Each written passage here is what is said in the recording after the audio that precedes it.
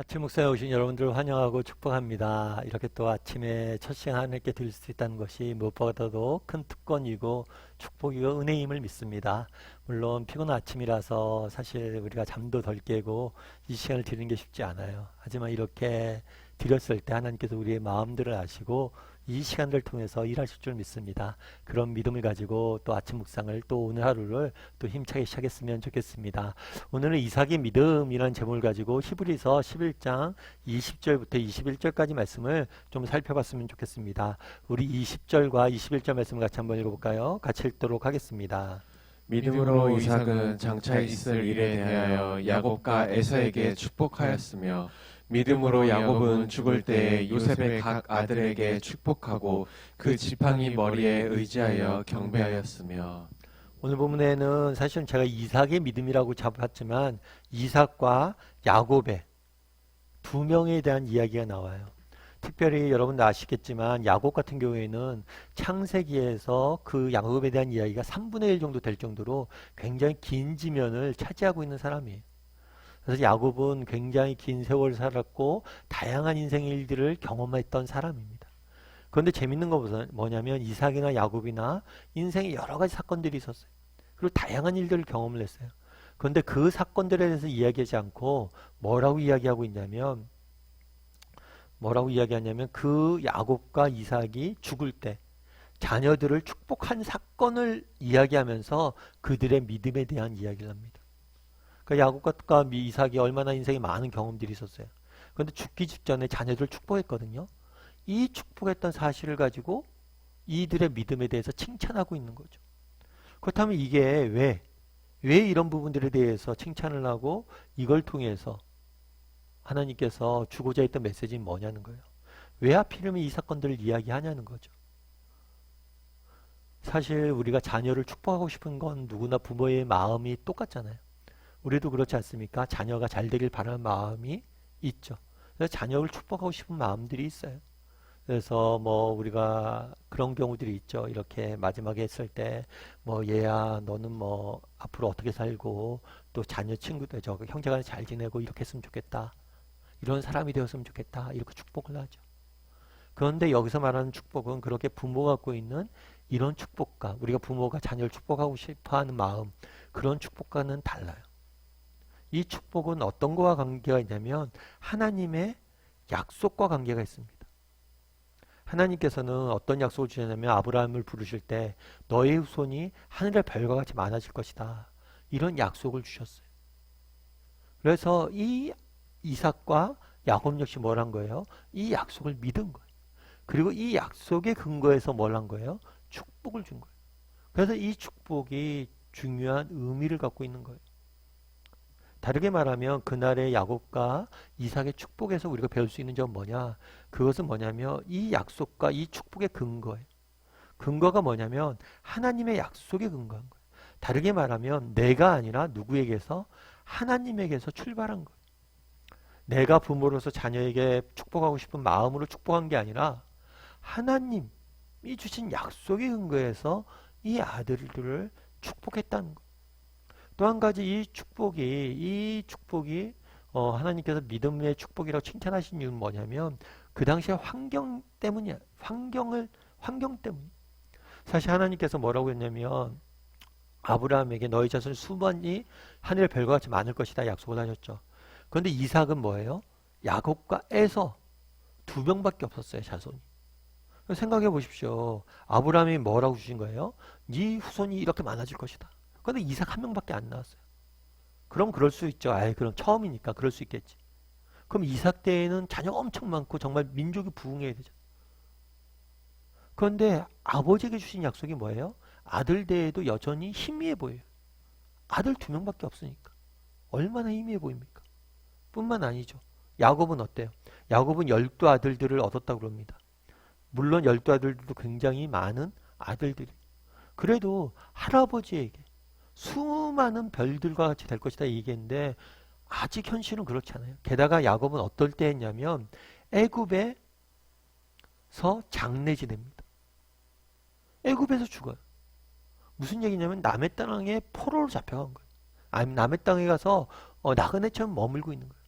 근데 큰 민족을 이룰 것이다. 말도 안 되는 약속이죠. 그럼에도 불구하고 뭐라는 거예요? 축복하는 거예요. 제가 예전에 그런 경우가 있었어요. 제가 예전에 훈련원에서 저는 저희 교회를 개척하기 전에 국제지자훈련회에서 이렇게 사역을 했었는데 훈련회 사역할 때 가끔 뭐 한 달에 한 번 생일 파티를 하는 경우들이 있어요. 그럼 오후에 한 3, 4시 정도에 이렇게 간식을 사다 놓고 함께 축하 기도도 하고 이제 같이 그리고 간식도 나눠 먹고 그렇게 해요. 근데 한 번은 이렇게 생일 축하 파티를 하는데 뭐 간식이란 게 별게 없죠. 뭐 떡볶이나 뭐 이런 것들 간단한 것들 이렇게 이렇게 같이 먹고 그러는데 그때 이제 제가 기도할 때가 있어요. 대표 기도할 때가. 근데 제가 기도할 때 많이 쓰는 표현 중에 하나가 뭐가 있냐면 하나님 저희가 음식에 부끄럽지 않은 삶들을 살게 해달라고.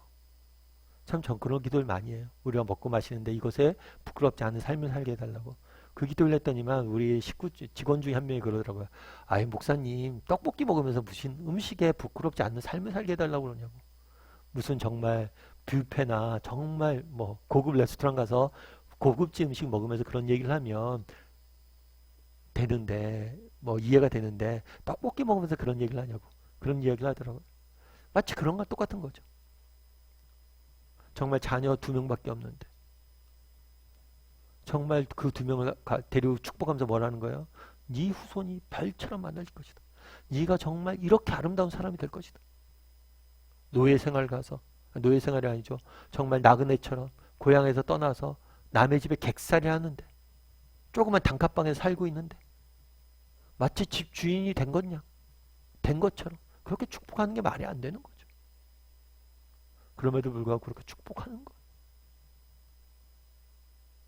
정말 초라한 땅에서 초라한 곳에서 초라한 공간에서 마치 세상을 다 가진 것처럼 축복을 하고 있는 거예요. 그럼 어떻게 이렇게 축복할 수 있냐는 거예요. 그건 하나님의 약속을 신뢰했기 때문에 끝까지.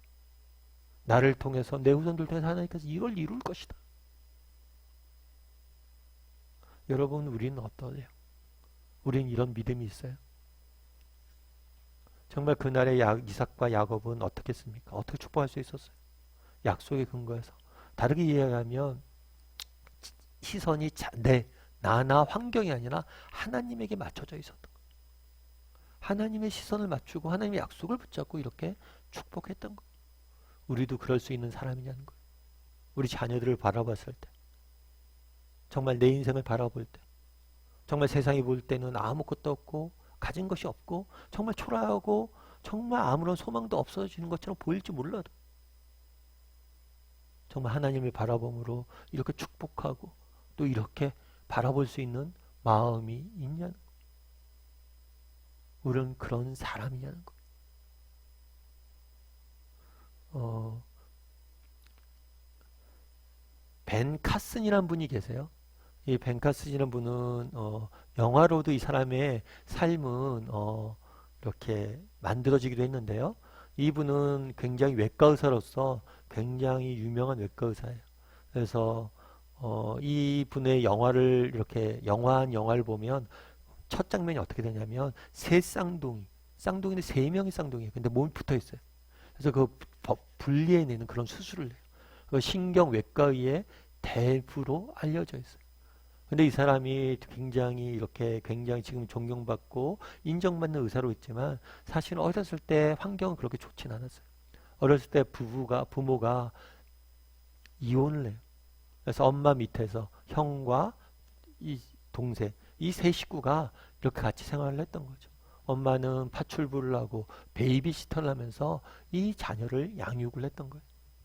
그러니까 맨날 집에 엄마도 없고 홀로 있다 보니까 사실은 아이가 공부에 집중하기가 어렵죠. 그래서 맨날 학교 가면 F 맞고 문제하고 정말 맨날 학교만 불려다니고 그래서 아이들이 바보라고 맨날 놀리고 그랬어요. 그런데 이 사람이 어떻게 그렇게 어렸을 때 불우한 환경이었고 그렇게 힘들었었는데 나중에 이렇게 될 수 있었냐라고 물었자 그 얘기를 해요. 어머니 때문이라고. 정말 어렸을 때 내가 낙제를 받고 학교에서 그렇게 바보라는 놀림들을 매일 받았는데 우리 엄마는 그렇게 이야기하지 않았다는 거예요. 나는 너가 바보라고 생각하지 않아. 너에겐 어마어마한 잠재력이 있어. 네가 정말 열심히 한다면 하나님이 도우실 거야. 얘를 계속 해줬다고 그러더라고요. 그래서 그 어머님의 말에 자기 격려를 얻어서 이렇게 되었다라고 이렇게 쭉 얘기를 하는 거예요. 그런데 제가 그 이야기를 들으면서 그 생각을 해봤어요. 그 부모, 엄마 입장을 한번 생각해봤어요. 엄마 입장에서 어떨까요? 이혼을 했습니다. 어렵게 하루 종일 힘들게 일하면서 자녀를 키워요. 그럼 어떤 마음을 가져요? 야, 내가 이렇게 힘들게 어렵게 사니까 우리 자녀가 잘해주겠지. 엄마 고생하는 거 알고 알아서 잘해주겠지. 더 열심히 살아주겠지. 그런데 엄마 고생하는 걸 아는 건커녕 더 다른 사람보다 못 사는 거예요. 그랬을 때 어떤 마음이 들까? 정말 이 자녀에게 축복의 말 한마디 해줄 마음이 생길 수 있을까요? 참 엄마가 대단하다는 생각이 들었어요. 믿음이 있으니까 그렇겠죠. 우리 자녀를 하나님께서 우리 인생을 통해서 일하실 것이라는 믿음이 있습니까? 우리는 어떨까요? 그날의 이삭과 야곱이 자녀를 축복했다라고 이야기합니다. 우리에겐 그런 마음들이 있습니까? 정말 내 개인의 삶과 내 가정과 우리 자녀를 정말 이렇게 축복하는 마음들이 있습니까? 정말 오늘 하루 좀 돌아봤으면 좋겠어요. 나는 이삭과 야곱 같은 믿음이 있는지 돌아봤으면 좋겠고, 오늘 하루는 축복의 말 한마디 하는 사람이 되었으면 좋겠어요. 정말 그날의 이삭과 야곱도 축복의 말을 하잖아요. 우리도 우리 주변의 사람들에게 축복의 말 한마디 하는 사람이 되었으면 좋겠어요. 오늘 하루는 정말 내 마음이 아니라, 환경이 아니라 그 자신, 그 다른 내가 축복하는 사람의 모습이 아니라 그를 지으신 하나님, 그를 이 땅에 보내신 하나님을 바라봄으로 축복했으면 좋겠어요. 그래서 오늘 하루는 정말 이삭과 야곱 같은 믿음 있는 돌아보았으면 좋겠고요. 다른 한 사람에게, 꼭 한 사람에게 한마디라도 축복할 수 있는 사람이 되기를 되었으면 좋겠습니다.